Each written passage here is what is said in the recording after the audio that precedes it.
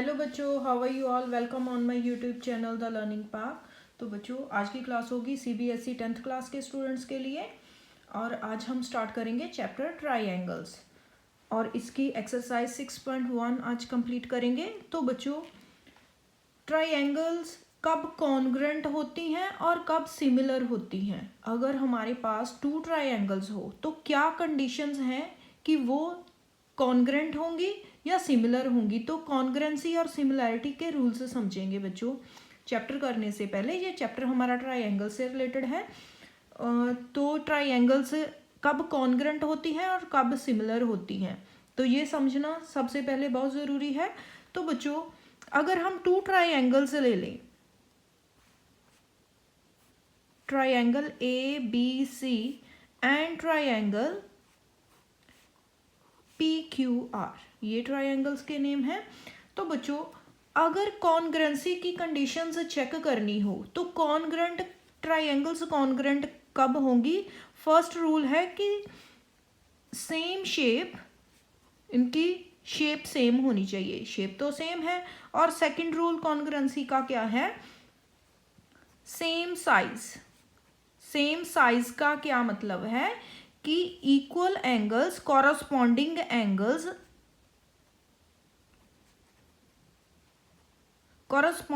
Angles equal होने चाहिए and corresponding sides भी इक्वल होनी चाहिए।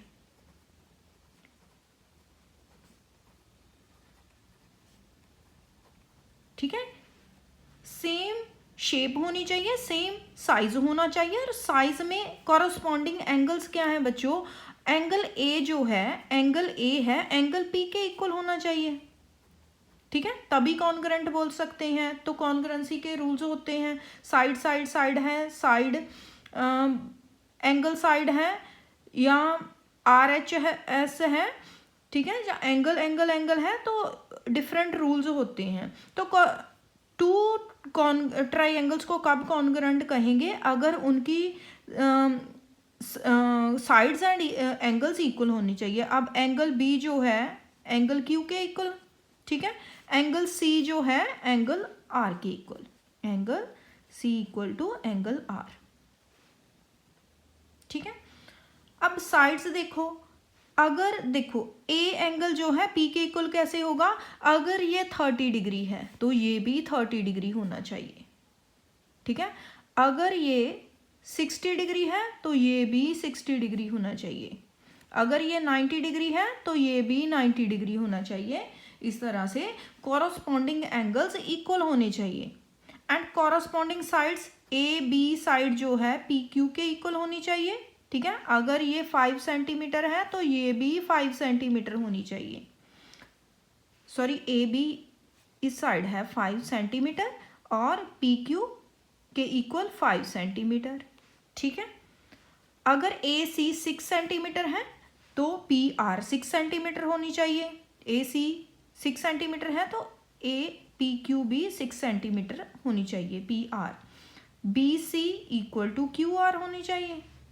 ठीक है, तो तभी टू ट्राइएंगल्स को कॉन्ग्रेंट बोल सकते हैं, अगर उनके एंगल्स, कॉरस्पॉन्डिंग एंगल्स इक्वल हैं एंड उनकी कॉरस्पॉन्डिंग साइड्स इक्वल हैं। तो बच्चों, सिमिलैरिटी में इससे थोड़ा अलग है।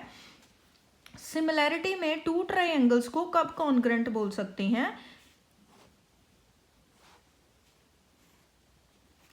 ए बी सी ट्राइएंगल है and P Q are triangle है।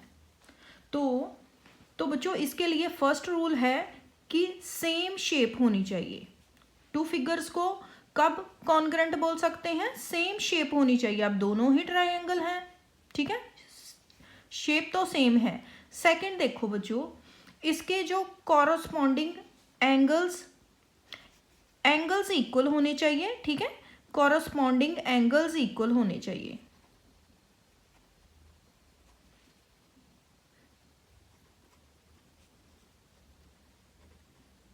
तो बच्चों, इसमें शेप वेरी कर सकती है। ठीक है, शेप वेरी कर सकती है, मीन्स अगर ए बी जो है, ए बी साइड 6 सेंटीमीटर है तो पी क्यू 3 सेंटीमीटर है। ठीक है, ए सी 10 सेंटीमीटर है, पी आर 10 सेंटीमीटर है, बी सी 12 सेंटीमीटर है, क्यू आर 6 सेंटीमीटर है।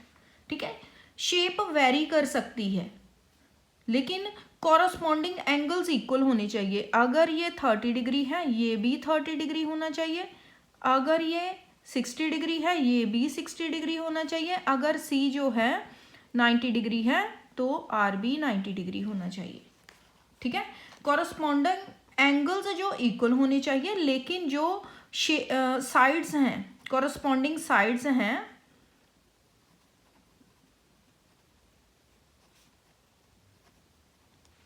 वो प्रोपोर्शनल होनी चाहिए या एक ही रेशो में होनी चाहिए। आर इन सेम रेशो में होनी चाहिए या प्रोपोर्शनल बोल सकते हैं इसे, प्रोपोर्शनल होनी चाहिए। तो बच्चों सेम रेशो का क्या मतलब है?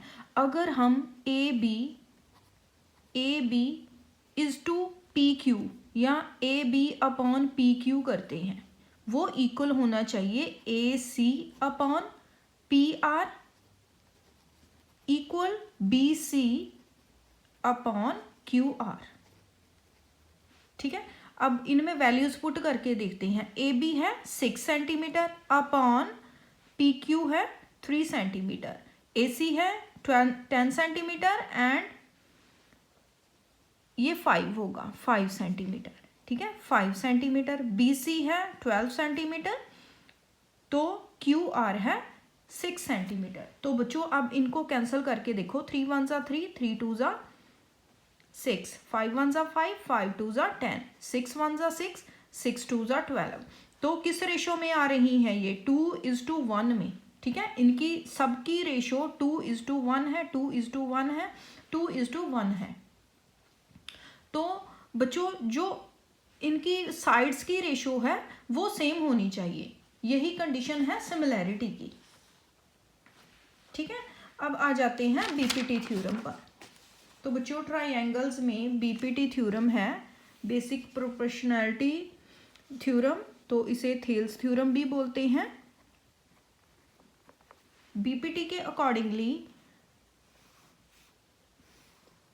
अगर एक ट्राइंगल की किसी भी एक साइड, जैसे कि एबीसी ट्राइंगल है, किसी भी एक साइड को एक लाइन जो है उसके पैरेलल है, जैसे कि ये लाइन इसमें से होकर जा रही है और बीसी के पैरेलल है। ठीक है, ये बीसी के पैरेलल है तो ये डीई पॉइंट पर कट कर रही है। ठीक है, तो बच्चों बीपीटी के अकॉर्डिंगली जो ये पार्ट्स बन रहे हैं ए बी सी ट्राइंगल, अब इसके ए डी पार्ट है, जो ए डी है अपॉन डी बी होगा, upon D B, and A E upon E C होगा। ठीक है, ई सी, तो ये इक्वल होंगे, A D upon D B equal होगा A E upon E C. ठीक है, जितना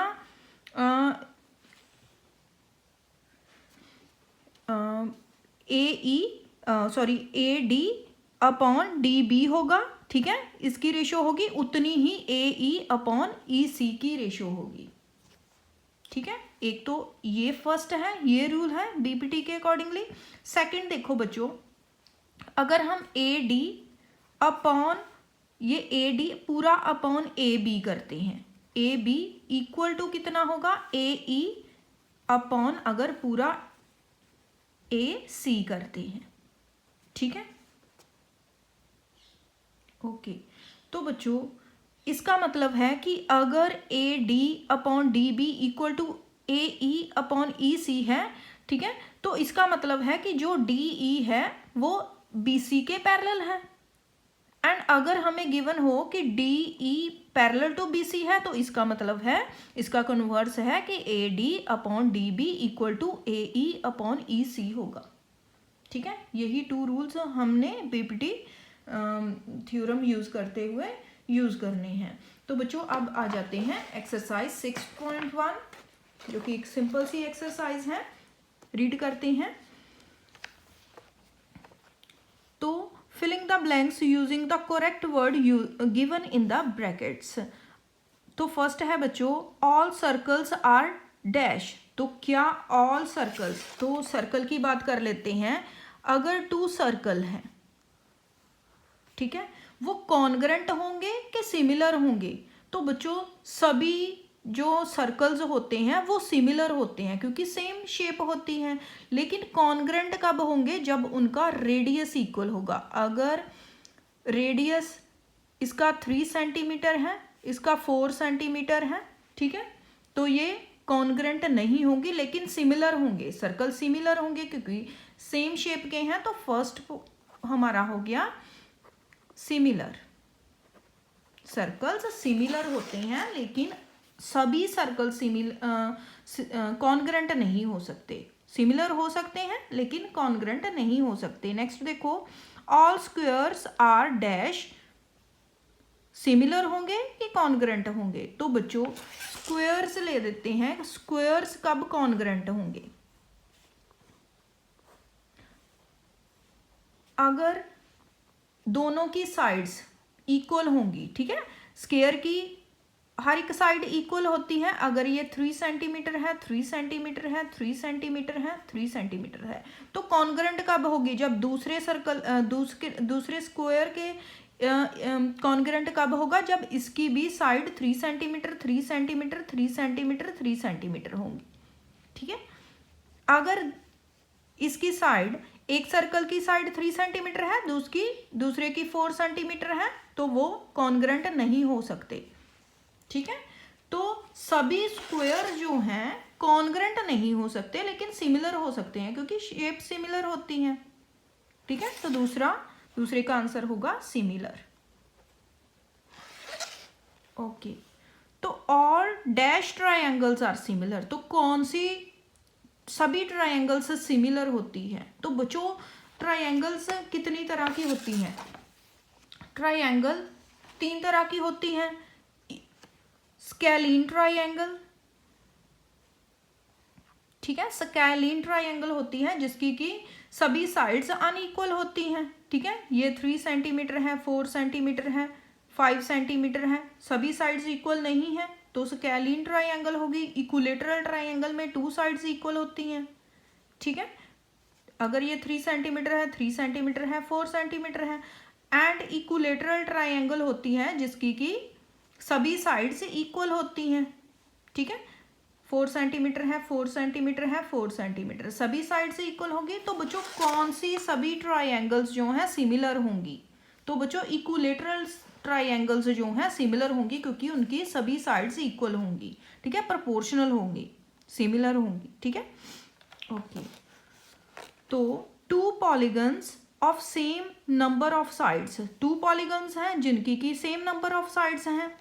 देयर कॉरस्पॉन्डिंग एंगल्स आर, तो उनके कॉरस्पॉन्डिंग एंगल्स इक्वल होने चाहिए एंड उनकी कॉरस्पॉन्डिंग साइड्स जो हैं प्रोपोर्शनल होनी चाहिए। इसमें आएगा इक्वल, ठीक है। 2 पॉलीगन्स तो बच्चों कोई भी शेप जो क्लोज्ड फिगर होती है, नंबर ऑफ साइड से बनी होती है, उसे पॉलीगन बोलते हैं। तो हम ट्रायंगल को ले लेते हैं, ये भी एक पॉलीगन है, ठीक है, 3 साइड्स की क्लोज्ड फिगर है। तो 2 ट्रायंगल्स कब सिमिलर होंगी? अगर उनके corresponding angles and corresponding angles equal होंगे, ठीक है। ये x है तो ये भी x होगा, ये y है तो ये भी y होगा, ये z है तो ये भी z होगा। एंगल्स इक्वल होंगे लेकिन जो साइड्स हैं वो प्रोपोर्शनल हो सकती हैं, ठीक है, प्रोपोर्शनल होंगी। ओके, नेक्स्ट क्वेश्चन देखो बच्चों, give 2 different examples of pair of. तो 2 एग्जांपल्स देनी है हमने सिमिलर फिगर्स की। ओके, तो सिमिलर फिगर्स की एग्जांपल क्या देंगे? 2 एग्जांपल देंगे। सिमिलर फिगर क्या है? सर्कल, 2 सर्कल्स सिमिलर हो सकते हैं, ठीक है, 2 स्क्वायर सिमिलर हो सकते हैं, ठीक है, यही एग्जांपल देनी है। तो नॉन सिमिलर क्या होगा? 2 नॉन सिमिलर, तो नॉन सिमिलर की 2 एग्जांपल दो, एक ट्रायंगल एंड एक सर्कल, ये नॉन सिमिलर है। एक रेक्टेंगल एंड एक स्क्वायर, ये नॉन सिमिलर है। ठीक, नेक्स्ट देखो, state whether the following quadrilaterals are similar और नॉट। तो बच्चों हमें सिमिलैरिटी की कंडीशंस के अकॉर्डिंगली चेक करना है कि ये टू जो क्वाड्रिलेटरल्स हैं क्या ये सिमिलर हैं कि नहीं। तो फर्स्ट देखो, फर्स्ट कंडीशन क्या है कि कॉरस्पॉन्डिंग एंगल्स इक्वल होनी चाहिए। कॉरस्पॉन्डिंग एंगल्स इक्वल होने चाहिए। क्या इनके कॉरस्पॉन्डिंग एंगल्स इक्वल हैं? ये 90 डिग्री के हैं और इसके एंगल्स गिवन नहीं है लेकिन 90 डिग्री के नहीं हैं।